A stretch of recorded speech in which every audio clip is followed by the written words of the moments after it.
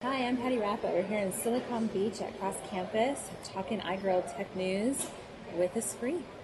Thanks so Hi. much for joining Yeah, us. sure thing. Oh my gosh, you've got some cool stuff going on. Tell us what's up. Wow, that's a general question. Well, we're sitting here because the startup scene, specifically in Santa Monica, if not all of Los Angeles, You're is right really in the mix of it. thriving. Yeah. So I read an article yesterday. I'm not sure if it was published yesterday or a few days ago, but in Recode, and Page claimed he invented the term Silicon Beach, which I don't know, but I will tell you that there were about 20 to 30 of us in, I think it was the mid 2000, like 2000, between 2004 and 2006. I can't remember what, because I remember I was building my company in 2004, and that's like when MySpace was like just getting to the scene and stuff like that. And Paige Craig definitely had the barbecues that brought us all together, and he created that initial LA Tech Hub. Yeah. So, and since then, whether he created the name or not, I don't know, but it was the Paige Craig barbecues that brought us all together in Venice. That's so great. Yeah. I mean, that you have that history. But since then, what have you seen in the whole like evolvement process? I mean, really, it's not so much of a novelty anymore. It's more of an actual people are really getting down to business. So I actually feel like the opposite, that now it's like a hype machine where some people are trying to start a startup just to be cool because it's a thing. And it's not just a thing in Los Angeles. I just went backpacking, meeting with startups all over Europe, and it feels like a very like a global shift that's happening where building a startup is really cool. And it's interesting how much LA is climbing up the ladder to like try to be up there with Silicon Valley, so the rest are like super far away from that. So LA is closer to that reality, at least closer than the rest. But it's actually, for me, it's a little disappointing. I know that you started companies, and I imagine with starting 5 companies, you've been doing it for a really long time. Yeah. Back then, we didn't have the resources, right? There weren't these startup groups. There weren't these mentor programs. There wasn't all this publicity. We were lone rangers, like trying to figure it out. And there was something super epically beautiful about that. And now there's all these organizations, and you meet UCLA students, and they're like, oh yeah, I took a class on how to build a startup or whatever. And like, that's great. But I also, like, when I first started, it was my guts spilling into the table. I was investing every last penny. It wasn't to be cool. It was because, like, I had no other choice. It was in my blood. And so a lot of people now, I think they want to be part of a club. And some people aren't built for the club, and that's okay. Like, the world needs all sorts of different people, but it is very trendy right now to be a startup entrepreneur. I guess you're right. It has become kind of a trendy thing. I feel, though, that it's more of like, that people are actually making things happen as well, though. Do you feel that that's happening? I mean, I hope like a percentage of those people are making because things you're right happen. in the mix of doing the PR for a lot of these folks and doing the outreach, right? So I won't say I don't do PR for them. Social media, sorry. No. I simply support the community. Okay. So I can't stand the term social media. Oh, okay. Like, I did speak on social media's business strategy, but you have to understand I started in social media before social media existed. Right. Like, I was there with Friendster, like growing with Friendster, and then MySpace had, like, I think at some point 100,000 users, and I was there before the 100,000, and I was talking to Tom, and there wasn't this social media thing that happened later. And now I feel like the world doesn't need another social media expert. So But don't you think there's still a lot of people out there that are just seriously, like, in the dark, and they just need that about direction? startups or social media? About just knowing how to get their message out, regardless of the platform, regardless of where it goes. So I think that's a human thing, and I think it's also a marketing shift. I think old school, when I did own a social media marketing agency, like, I would see a lot of my clients that they felt like they had to hard sell over and over. And I'm like, no, the way now is to build relationships. So it's like, as long as you're authentic to building relationships, perfect example of that is one of the co-working spaces in Santa Monica. We met at the very beginning. Are you familiar with Co-Loft? Yeah. Okay, so we met at the very beginning, and I had my office in Santa Monica, and they came, it was before Koloff was built, came to one of my, I used to have these movie nights, Entrepreneurs Anonymous. So they came to one of my movie nights, and they said, we're building space. And I was in those initial meetings of trying to build, Koloff. And they said, we're going to focus on the community. I'm like, no, you have to make sure you make a profit. They're like, no, we're going to just focus on the community. And they did an amazing job focusing on the community. And I feel like they really seeded how the LA tech scene grew. Like, Paige Craig brought it together initially. So, and I could name all the people that were part of that. Yeah. But then Koloff took it to another level. Yeah. They leveraged it, that became everything we are today. We're sitting across campus, and there's Working Village, and there's Blank Spaces was there, but I always saw Blank Spaces as more like Hollywood entertainment, but Blank Spaces really pushed for the startups too, and all these co-working spaces started happening. And it does sound like a really big trend scene, and it does sound like a whole lot of, names and people and history and a lot of that. The underlying current of all of it is that it is business. And it needs to make money.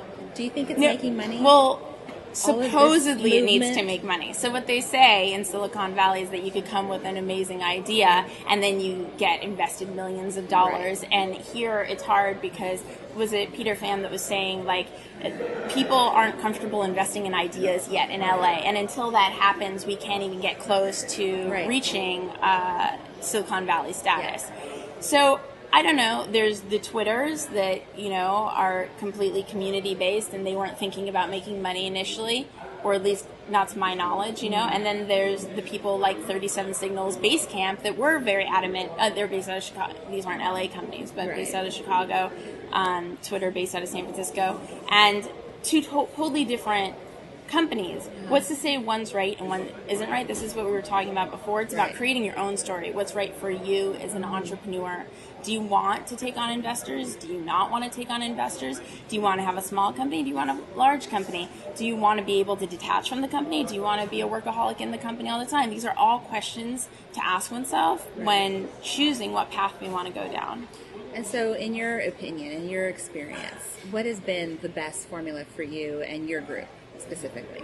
I really like being authentic to myself. So every day, actually, I ask myself, am I happy? Mm-hmm. And this has happened a lot more since I went backpacking too. So I traveled for 4 months without a computer or phone in 2013, and I felt so calm and in control, even though I had no plan whatsoever. It was incredible. And so every day I ask myself, am I happy today? Is the company I'm building, am I happy about it?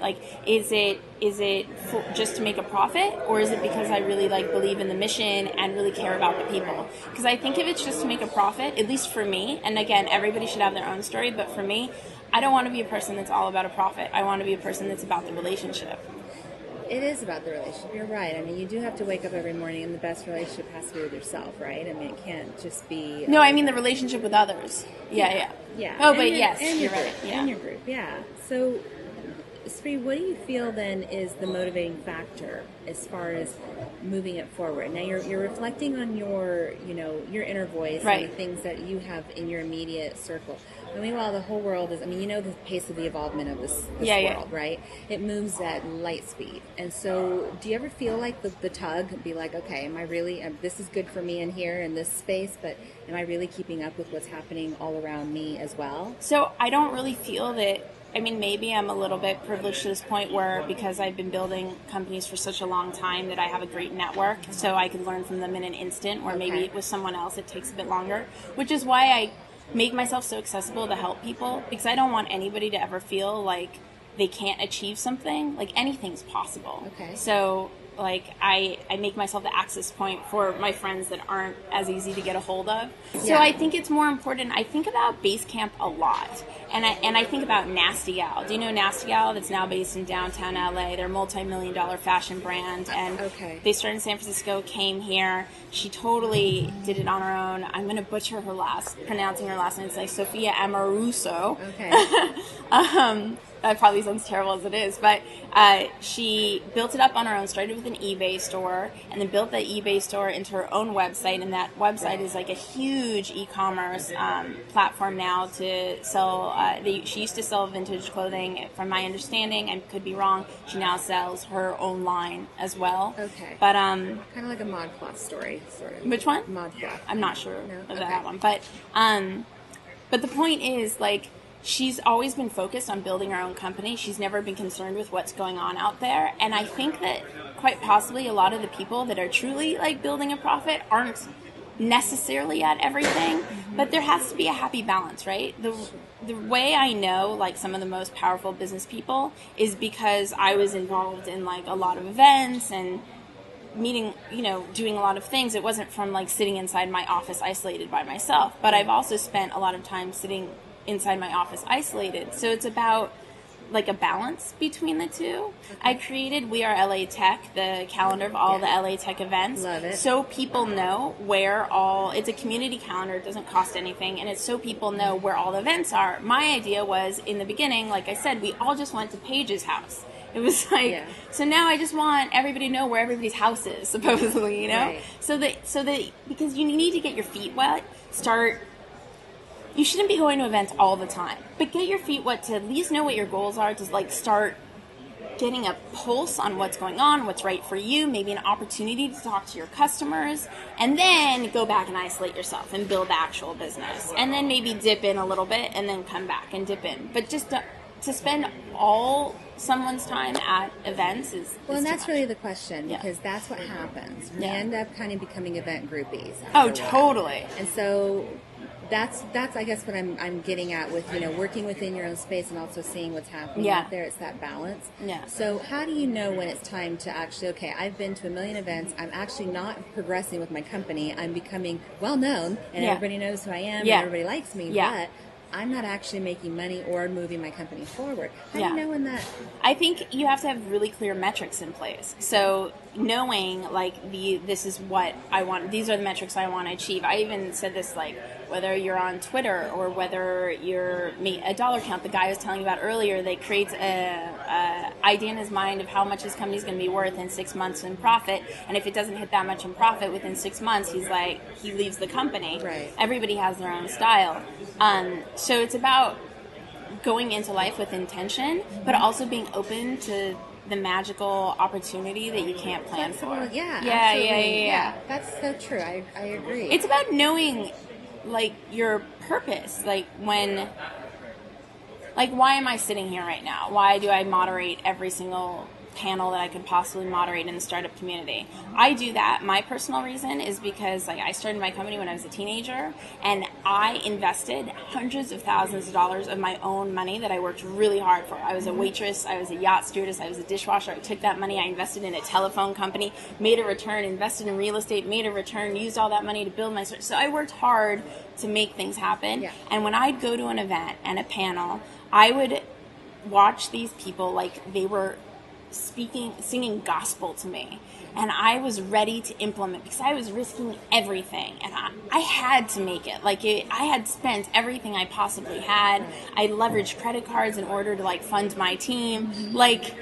It was important. And when I found out later on that a lot of these people were just talking in order to either get clients or to just look at themselves, it broke my heart. Because so I sit here now, I moderate the panels I moderate, because I'm protecting that 18-year-old girl from getting any bullshit anymore. Right. I want to make myself accessible to people that have the same dreams that I had. I want to, I sometimes feel like I'm this, audience defender, I just want to cut through people's BS so that, the people who really are out there to build fantastic companies have the resources they need and the nice network to be able to do that. If that makes sense. It does. Yeah. And do you actually, what do you feel like the groups like Digital Hollywood, and do you go to those groups? Do you see? So I love Kevin. You don't mean Digital LA, you mean, or do you mean Digital Hollywood, the conference? The conference. Yeah, I've been to the conference. And do you feel that these conferences, is there really value in these types of, because you're moderating panels, you've got the people, you've got the faces, the talking heads, everybody's there.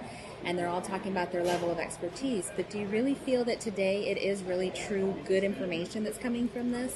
So there's something that happened, at least for me. There's two ways to look at that. One is yes, because I remember when I went to the last Digital Hollywood, one of the partners to my previous company, like that's where I met them, and it turned out to be very profitable. You can't know that, right? You know, right? So that can happen. As for information, the first X number of years that I went to conferences and events, it was like everything was new and exciting, right? Because I didn't know any of it.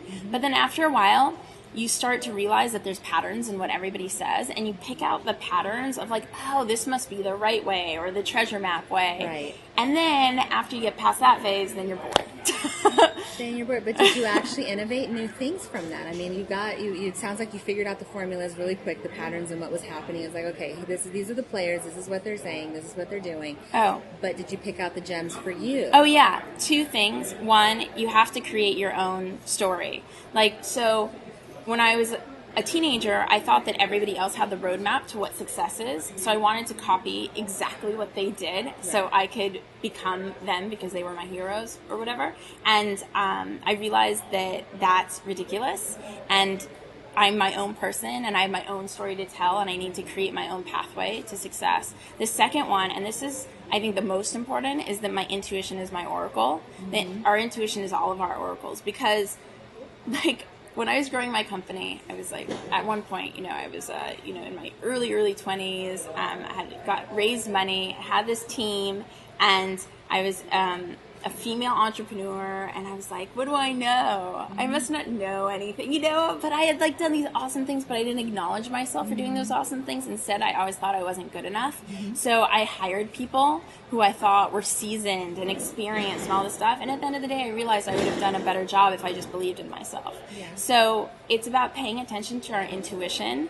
And we were talking a little bit earlier about how you felt that it's scarier to think about being in a startup than actually being in the startup itself.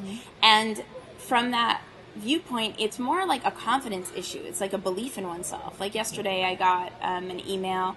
I want to start a company. I found this great developer that's a female, but I can't go with a female developer because I'm afraid I won't be able to raise money if we have all women on the team. I've never felt being a female held me back. I felt like that's what society told me to feel. But I've never felt held back. I've raised money. I've had the most amazing mentors. I've had the most incredible opportunities. Like my team, oh my gosh, like every single person that ever works with me, they're the most beautiful person, part of my family. It's just like I've never felt, if anything, I felt it's an advantage because I go to all these tech events and it's a sea of men and then me, you know? Yeah. So yeah, I just wish that people, like women specifically, would just understand they're not held back by being a female, that it's something that I think seems like at one point I felt it too, like, oh, society says because I'm a female, so okay, let me go hire someone. But even in that moment, I didn't feel there was anything wrong, I agree. So yeah, it's about just going after it. And my response was just build a smart company and people will want to invest in you. Absolutely. Absolutely. Like Nasty Gal. People were like, I mean, first of all, the name Nasty Gal sounds like it's a porn site. So, and people in Silicon Valley were like fighting each other to try to invest in Nasty Gal because it was an incredibly smart company, all built on someone's perseverance. Right. And innovation, yeah. And sometimes it's kind of nice. It's kind of fun to they don't see you coming kind of thing. Right? Yeah. So great when that happens. I think being really dedicated to what you're building, focused, really understanding why you're building it, not doing it for the dream lifestyle design, but being an entrepreneur is so far from sitting on a beach drinking a Mai Tai. So, really take that into consideration. There's all kinds of companies to build. It is possible to build a company where you could have a lot of time doing whatever, but you have to build it in a really specific way. For instance, with my sports company, I had to show up to open the doors of my office for my team, things like that. So if you don't want to show up, you better not have an office, So, yeah. Very true. A lot of what you're talking about is very millennial driven. Yes, there's that Gen X middle ground. Yeah. where, we're kind of like the sandwich generation. Yeah. But I'm curious to see if there's like a big change. There's a lot of like boomers trying to get into the space as well. Right. At the end of the day, like the person that reached out to me, they were older, and then my girlfriend Caitlin, I remember when Caitlin first started, she had her own concerns.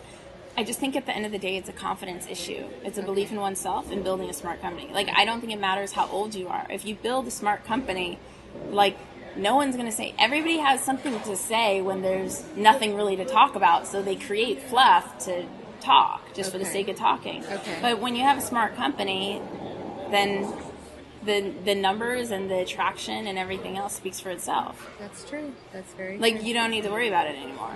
One of the huge mistakes I made in my sports company is I had one guy that worked for me who I think is phenomenal, and he was great, but he didn't care about deadlines. And because I thought he was so phenomenal, I thought my whole team was phenomenal. I didn't want to let anybody go, but he was the only one that didn't meet deadlines, and because I allowed that to keep going, like, then my other teammates who like worked their asses off for years, they started not meeting deadlines because I set this example that it's okay not to meet deadlines. Sure.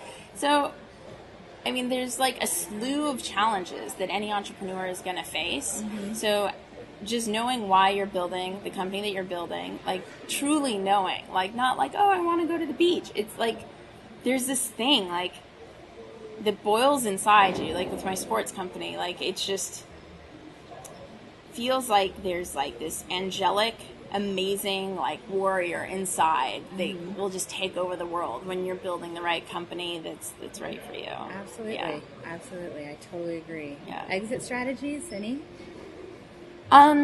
It just depends what you want again, right? Like Basecamp, they don't want to be acquired. My other friend has a great company. He doesn't want to be acquired because he doesn't know what he would do. He enjoys his company. How about you? I don't know. Not sure yet? No, after backpacking, it kind of tripped me up. Yeah. I mean, backpacking without a phone or computer for 4 months really changes the way you see the world. Absolutely. Yeah. Absolutely. So, I mean, it's always just a matter of kind of trying and experimenting as well right. with exit strategy. But I recognized after backpacking, the two things I want to focus on the most are relationships and writing. Those are the two things that excite me the most. And does that match your company vision as well? Relationships and writing, it can match any company. Your personal company is your No, I'm company. saying it can match any company I have. Okay. That my focus in every company I have is relationships and writing. Okay. So everything else my teammates should be handling because my two focuses. Does that make sense? Okay. Yeah. So you want to definitely delegate all of the other areas as much as possible so that you can focus on the things right. that are your passion. Yeah, if it makes sense. Like if it doesn't compromise relationships and writing. Okay. Yeah. Does that make sense? Yeah. It does. Yeah. It does. Totally does. That was like an awakening for me. So.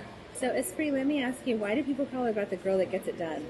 One of my friends was doing this big event in Austin for South by Southwest, and I was hanging out with him and his team, and another like A-list celebrity was riding along with us, and we were trying to just go somewhere, but they were having a problem because we had an entourage of like 30 people or something. So I looked at my friend's business partner and I said, would you like me to help? I kind of like whispered it. She's like, yeah, 7 minutes to like figure something out. I'd love to help.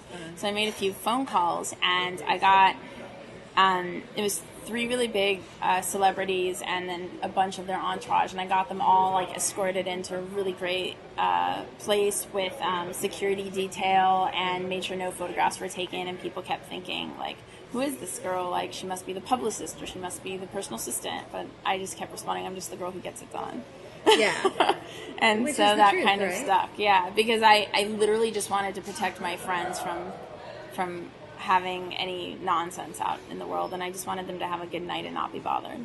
Isn't that really the passion that you are, the same kind of passion you're putting into all your efforts with business and everything as well? Is that just genuine want to just experience that true to self, right? Yeah, I just really care about people. Like, I think one thing that people don't, I've had this really weird luck where my whole life I've met celebrities, and it's usually before they've become celebrities.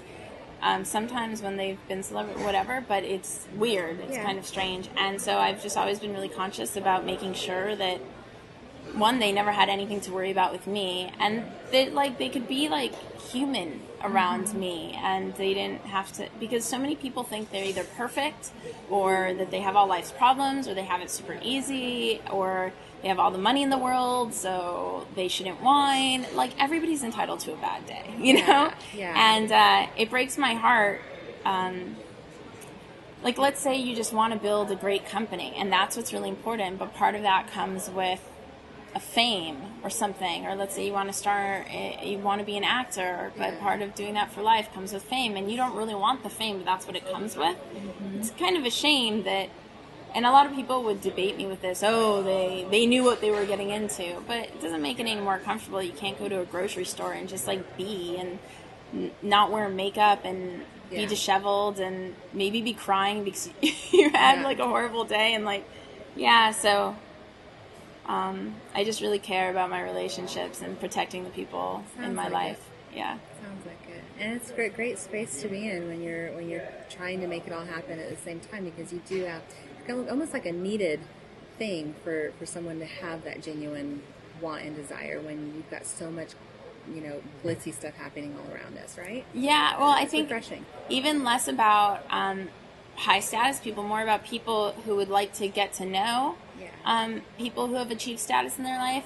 I think it would be really nice if they would kind of take the status thing away and just realize they're human. Right. Because how uncomfortable is it when you have someone come up to talk to you and you totally want to be cool, but this person is like freaking out. How are you supposed to react to that? Right. It's uncomfortable. So I think it would be great for both parties if they, the person who's a fan could just kind of like pretend it's like their best friend, and the person who says then could just be themselves, be human, and then everybody's happy. So great. It's so random, but I think about that a lot. Awesome. Well, I'm here with Espree talking shop. It's so great. It's so nice to hear your perspective and your point of view. It's awesome. Oh yeah, no, I appreciate you having me, Patty and Tony. Thank you. So yeah, if anybody wants the LA Tech calendar, it's totally free. It's a community calendar. You just go to wearelatech.com. Okay. And if you have events to add, like you're putting together an event, just either tweet me, or on the site there's an easy like add event button, and then you just send it to us and we'll add it. And if there's anything you'd like to see or any way we could help you, I know at a couple events we had some people out to shoot photos just to help them out. Yeah. So yeah. Awesome. iGirl Tech News, you heard it here.